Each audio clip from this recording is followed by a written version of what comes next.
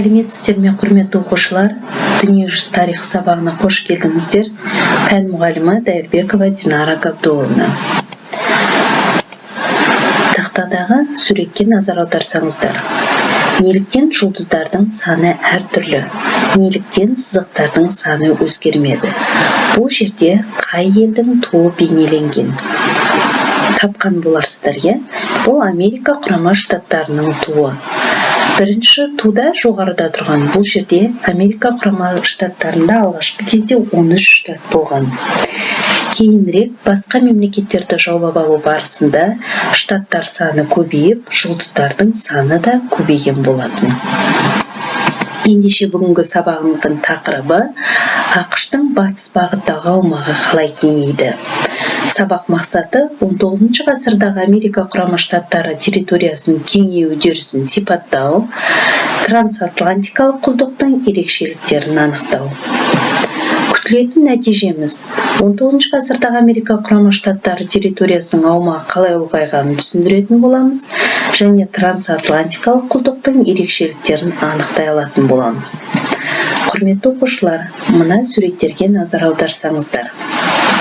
Американдық жазықтар берілген. Байырғы халықтың өмірі қалайша өзгерді? Үндістер өз жерлерін қорғай алды ма? Европалық колонистерге қалайша тойтарыс бере алды? Деген сұрақтар төңірегінде бүгінгі сабақ барысында жауаптар аламыз. Мына суреттерге қарап отырсаңыздар, суреттегі бейнелерге, ондағы ақпараттарға қандай оқиға көрсетілген және идея төңірегінде мен сіздерге мынадай ақпараттар беремін. 18 ғасырдың соңы мен 19 ғасырдың басында ақш-тың экономикалық деңгейі батыс Европа елдерінен артта қалған болатын. 18 ғасырдың 90 жылдарынан ақш-тың өнеркәсіп төңкерісі басталды. Жеке фабрика түріндегі кәсіпорындар пайда болды. Ал 19 ғасырдың екінші ширегінде фабрикалық жүйе енгізілді. Джордж Вашингтон ақш-тың тұңғыш президенті, ұлттық банк құрып, бірыңғай ақша жүйесін енгізді. 19 ғасырдың 30 жылдарынан бастап темір жолдар пайда болды. 1860 жылы 30.626 мильге жеткен темір жол ұзындығы бойынша ақш дүние жүзінде бірінші орынға шықты. 1869 жылы континент аралық жолдар жасай бастады. Яғни, Америка құрама штаттары басқа елдерге өзінің колониалдық саясатын жүргізді. Үнділіктер алғашқы қоныстанушыларды құшақ жая қарсы алды. Вомпанаак тайпасының көшбасшысы Масо Саид қоныстанушыларды жүгеріні өсіруге үйретті. Джеймстаундағы колониядағы ішкі күйзелістің салдарынан үнділіктер қоныстанушыларға азық-түлікпен қамтамасыз етті. Фостер атап өткендей, үндістердің көмегінсіз Плимут пен Джеймстаун колониялары алғашқы жылдарда қырылып қалуы мүмкін еді. Бірақ көп замай колонистердің өсіп келе жатқан агрессивтілігі үндістерді өз жерінен шығару, оларды құлдыққа алу, тонау және зорлық-зомбылық үндістердің көзін ашты. Олар саудагерлер мен колонистерге қарсы күрес жүргізе бастады.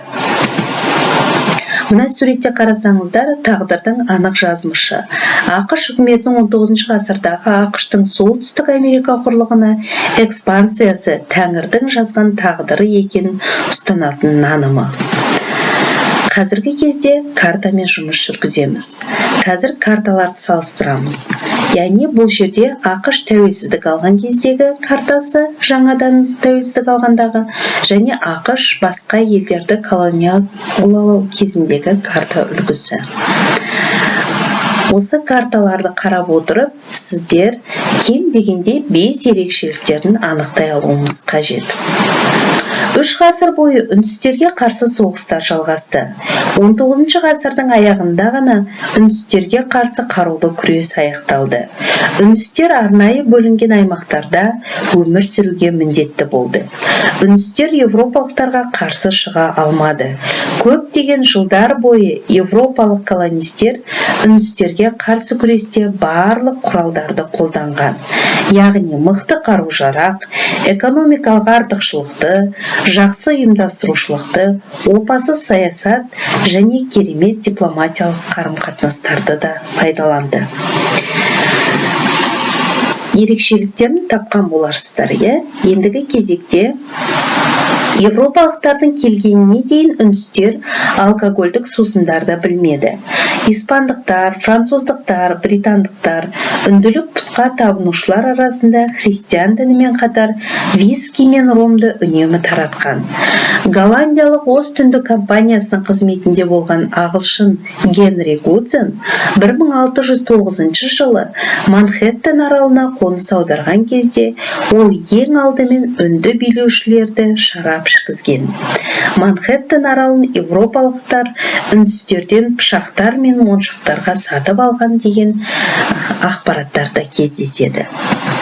Құрметті оқушылар, сіздерге осы мен берген ақпаратпен қоса интернет желісінде www.biografia.ru сайтынан колонизаторы Америки и индейцы, первоначальное накопление в Англии и в Северной Америке деген ақпаратты көре аласыздар, оқып танысуларыңызға болады.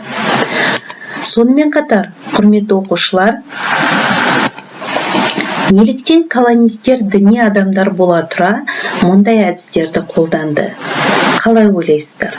Осы сұраққа жауапты дәптерлеріңізге жазып қойсаңыздар болады. Келесі тапсырма 19 ғасырдағы ақшты сипаттаңыз. Яғни ақштың күшті жақтары және әлсіз жақтары. Төменде берілген мына жерде кесте тұр. Осы кестеге байланысты саяси жағының күштілігі, әлсіз жағы, экономикалық жағының күшті және әлсіз жағы, әлеуметтік мәдени жақтың күшті және әлсіз жақтарын жазып қойсаңыздар болады. Сонымен, құрметті оқушылар, 19 ғасырдағы Америка құрама штаттары территориясының аумағы қалай ұлғайғанын түсіндіре алдық па?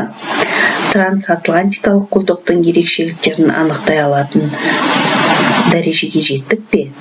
Осы сұрақтарға өздеріңіз де ойланып, қосымша ақпаратты пән мұғалімдеріңізден және интернет желісінен алсаңыздар болады. Көңіл қойып тыңдағандарыңызға рахмет.